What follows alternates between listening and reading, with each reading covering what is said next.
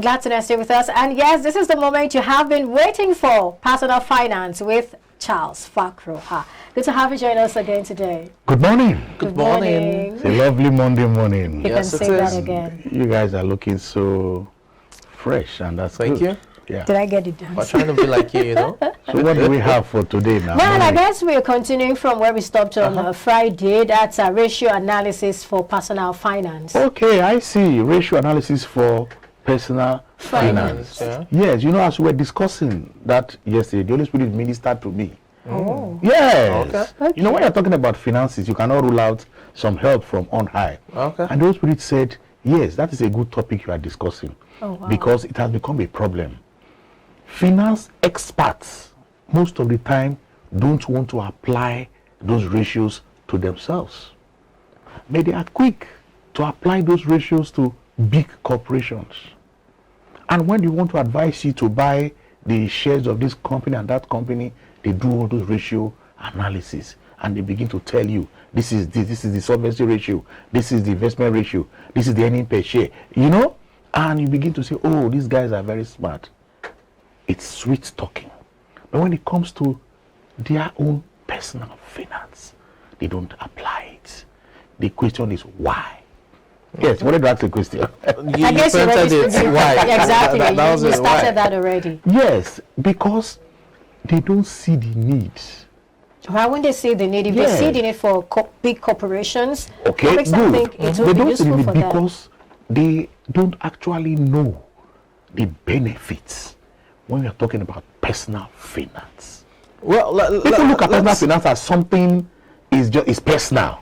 They don't know that it's an integral part of day-to-day activities. Let me come in here. If financial experts who are meant to know, Yes, who are professionals and are meant to, educate others on exactly. these issues, do not even think that it's worthy for them to emulate, it doesn't correspond. Good. The reason there is, one, when they have gone to school, when they went to school, Okay. they were just taught corporate finance.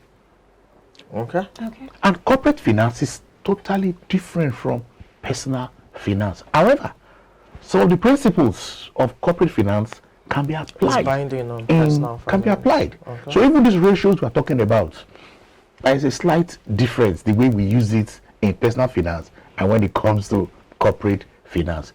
Take the sharp accountant in any big organization. They are very good at managing the company's fund. Even if it's just one kobo, they are able to track it. But ask them, Mr. Accountant, how much did you spend yesterday? It does not have a budget. It's not tracking. It does not know. But that may not be all of them. There could be some of them. Yes, I'm saying yes, some of them, but we're saying majority. And not only accountants, it cuts across all other professions. Because they don't see the need to have a personal budget. Even as big as Nigeria, we have our budget. And it has to be approved before the president can spend. Even in corporate organizations, the budget management and board have to sit before it's approved and it's being used. But for our own individual businesses or our own individual finances, because your money is like your business, you manage it as your personal finance.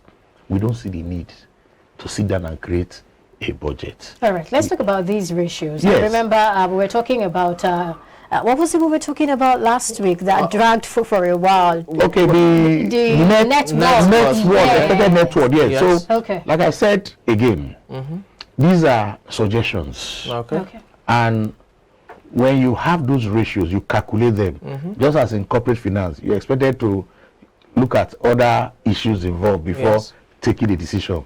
So the same also applies to this ratio. So the expected or targeted net worth ratio, like we have said that on Friday, is looking at your age, okay, your annual income. You divide your annual income by 10, multiply it by your current age. That gives you your targeted net worth. Okay. So we took an example. Let's say you are, is it 30 years now? That was over there. Okay, and you earn, let's say 1.2 million annually. That's 100,000 per month. 100,000 per month. So let's go by annually now, 1.2 divided by 10. That's about 120,000. Is that not so? Yes. Then multiply by your age. That'll give about 3.6 million. That is it. That is your net worth. Now, if you are age 30 and you don't have up to that 3.6 million, what it tells you that you need to now begin to set up plans. And that's why we always say that goal setting and achieving it is very, very important when you're talking about personal finance. I can remember on Friday, you know, one of the discussions, or one of the reasons we had a back and forth was, yes, for this targeted, you know, net worth, how realistic is it to the fellow in question when you have to put into cognizance, take into cognizance the years of work, yes, as well? Because if you are judging that on the basis of, okay, by 30 you earn 1.2 million annually, your net worth should be 3.6. Yes. What if the fellow started working at that age 30 and that's just his first, you know, annual income? The question then becomes, how realistic is it that someone who has just a year's work experience is expected to have a net worth of 3.6 million? Okay, good. Look at it this way. He has started work at age 30. Is that not so? And he wants to know his net worth at that age, yes, 30. And let's say he's earning that 100,000 we have discussed. Is that not so? So now he needs to at least work for a year before he will begin to calculate that net worth. I will say it's targeted net worth. It's not an absolute figure. It's targeted. Okay, if I get you correctly, yes, the essence is for the person to know that, you know what, I need to be more. I need to do more. Exactly. I need to ensure that I get as much as this. But that means this person will always, you know, that person will be put in a situation where he always has to aspire to get something that he doesn't have, because no matter how we do this, even if the person is earning 2 million naira per month, by the time you're done calculating, you're going to see that the person probably doesn't even have as much as what the expected net worth is. So what then happens? Okay, look at it this way. Yes, I agree. Look at it this way now. You are saying at age 30, and he started work at 30. That's what you are saying. His net worth is supposed to be 3.6. Meanwhile, his annual salary is annual income is 1.2 million annually. You know, that's times 3 of what the person earns annually. Now, in that situation, yes, he knows that. Of course, you agree with me. If somebody starts work at 30, then what has he been doing before? Was he involved in other, or he left school? He didn't do anything. He left school late. He left school late, and within those period, he had not earned any income before and all that. So you need to look at all that issues. At one point in time, he was earning something. Maybe it was a casual job he was doing, wanting or the way I said, at that age, all things being equal, he's supposed to have finished university by 25, youth service, you know. These are normal. Yes, but of course there could be issues here and there. Even if you go with the normal, it still won't add up. For example, you know, the fellow finishes by 24. It's okay. The fellow finishes by 24 and begins work, you know, for age 25, full year. Yes. By the time you still do the calculation, you realize that the person's annual income is times 3 of the supposed targeted net worth. At 24, that's how many years now to 30? No, we're not saying 30 now. We're saying even if we change the age to 25, that the person finished service by 24 and started working by 25, even within that 1 year span, what you still have is times 3 of the person's annual income. When he started, let's say it was 25 when he started working, that we don't need for him to do that until he's saying, okay, I'm now 30. You said any age. Yes, if you now say 25, of course you'll be using 25, not 30 any longer. 25, that's what I'm saying. That if we use any age, it still doesn't change the fact that the person in this instance still has. If you do 25, the net worth will not be up to that 3.6. It will be a little lesser. But it's still times 3 of the person's annual income, regardless of the age. Like we said, it's targeted net worth. I think it just puts you on perpetual race. Yes, this is what is. That's why I say goal setting is very important. Puts you on your race, you know. On your toes. Yeah, your name. So it's to give you a figure that you can walk towards. But of course, we have seen people who are even already earning while they are still in school. Yeah. There are cases like that. Before they get to that age, they're already millionaires. There are people like that. So what we are saying, plus or minus, it gives you, like she said, something to look forward to, aspire to, and of course, we encourage that whatever hustling you are doing should be legal. Exactly. You know, for you to, and ethical, for you to be or put your net worth at that yes. level. So that's just the essence. Okay. of it. Let's look at other ratios. Let's look at other ratios. Yes, there's another ratio that we call asset allocation ratio. Okay. This one has to do with age again. That's why I brought it. Now, we are saying as you age, you don't want to take so much risks. Okay. The man who is already retired or close to retirement does not want to put his funds in a very volatile investment. Sure. He wants to invest in fixed income where he's sure that if it's 10%, it's 10%. Now, if you're just coming out of school, maybe at 25, you can afford to put his money in risky investment, maybe Crypto. well, I wouldn't mention crypto, maybe in shares and all that, stocks, because stocks, the return is very variable. Yes. You cannot predict what it's going to be. There's no guaranteed return. So we're now saying, how do you know the exact percentage of your income that should be going to Assets. various assets, particularly for the stock market? Okay. So let's again use 30, or are we not comfortable with 30 years? That is fine. Okay, so we are going to use a formula: 110 minus the age. Why is 110? Why from? 110. That is what experts have proposed. It's just a figure. Okay. 110 minus 30. Minus the age. Minus That's the age. 80. That's 80. That's 80. Yes. Okay. So that means 80% of his income is advisable he invest it in stock market. 80%? 80%. Yes. Again, Isn't yes. it a lot? Because he's young. Well, is young. Okay, He's fine. young. Quite all right. Let's get married. Let's even come. He could still have enough time to work. And if there are issues, he could still bounce back. Okay, if you say he's young, the fellow is young, that's why it should be 80. How about those who are of age, probably in their 50s? What would be the ratio? Is this still 110? Okay, still 110 minus Okay. 50. So that's 30. Okay, so the more you age, it decreases. Exactly. Now, That's what's the rationale behind the 110 figure? Okay, like I said, just as doctors will tell you when you take your blood pressure, if you go between this range, it's okay. normal. So it's just a figure that that we came out with. Okay. After a lot of research has been done. Okay. Yes. Now again, it may not entirely be realistic, considering that with finances, so many variables come up, especially for those who are into their businesses. Government policies and all of that, inflation and rest of them. As she said, if you are saying someone should spend 80% of his income in stock, she gave an example of what if he's married and he has children, has to pay responsibilities, school fees, utility bills, or that has to cater for Gas. family. What we are saying for the investment he wants to make, Okay. it is assumed that all those ones have been settled. Okay. Yes, So it's 80% of what's disposable left. income. Yes, if he wants to invest, maybe he's earning 100,000, Okay. and he has decided that he wants to invest 50,000. We are saying 80% of that 50,000 Oh, okay. should go for Now that's Stock. more. Yes. Okay. That's not more only stock, but expository. investment that people will consider a little bit volatile. Okay. Yes, but mainly stock markets. Okay. Yeah. Okay.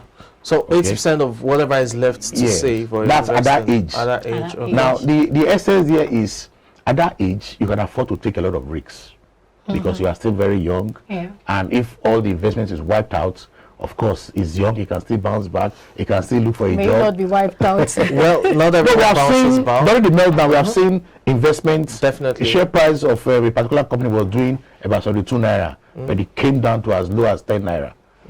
So if you have invested in that, of course, you've seen your investment coming down. Yeah. Yes, it's a reality, but we are saying we can encourage them. You are still very young. Don't allow your background to Your back to the ground. Exactly, to determine how you are going. Your background does not determine how you are going to be. So Yes. if you fall down, you can stand up again and Absolutely. continue. That's the essence. All right. Okay. I think this one is This is quite clear, really. quite Yes. clear, really. But aside the asset allocation formula, Yes. is there any other formula behind this? For various investments as well, or is just this?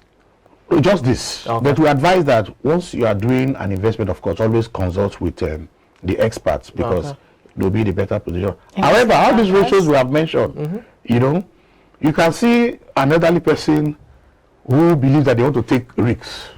You can't stop and them. they'll just go all in. You can't stop them. But we are saying this is what we are advising. All Okay. right. Let's move on to the what other Okay, ratio? we have passive income ratio. Okay. Now, again, this has to do with age. Okay. It's assumed that the older you are, you are supposed to have most of your income from passive sources. Your children. From passive sources. Okay. In fact, if you say your children, that's one of the worst investment you can do because they are very, very unreliable.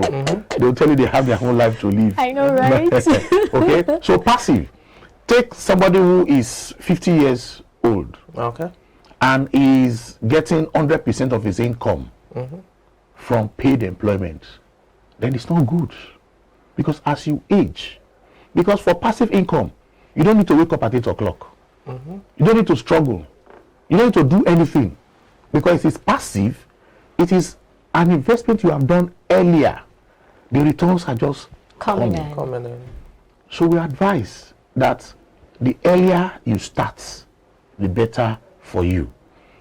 If you start working at 25 and you start buying shares, by the time you are 50, you will have enough returns from those your investment, which might not really take care of all your expenses, but to some extent, it will take Basic care of. ones. You might be getting maybe 15%, 20%. So as For you high come cap to- stocks, you're most likely to get a but at that time, ICAP, how much was your budget?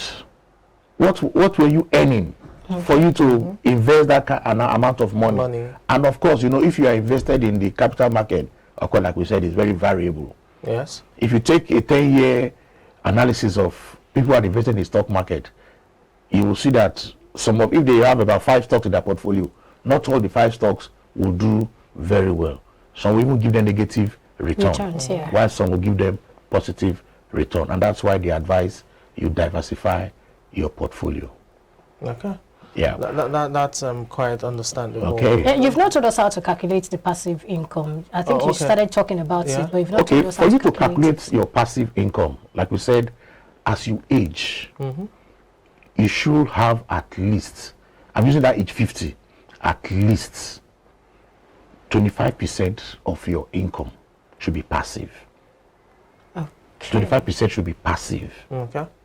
Then That's from age 50. from age 50. Okay. For young people like us? Yes. You know, you just started. Yes, you just started now. 9, 10 years. Yeah, you just started. Okay, So, but I say okay. just continue investing because it is the return from those investments. So now I now get to a stage where, in fact, they decide to stop working because all their expenses is being taken care of by the return On those investments. on those investments. So you can see they are getting passive investment 100%.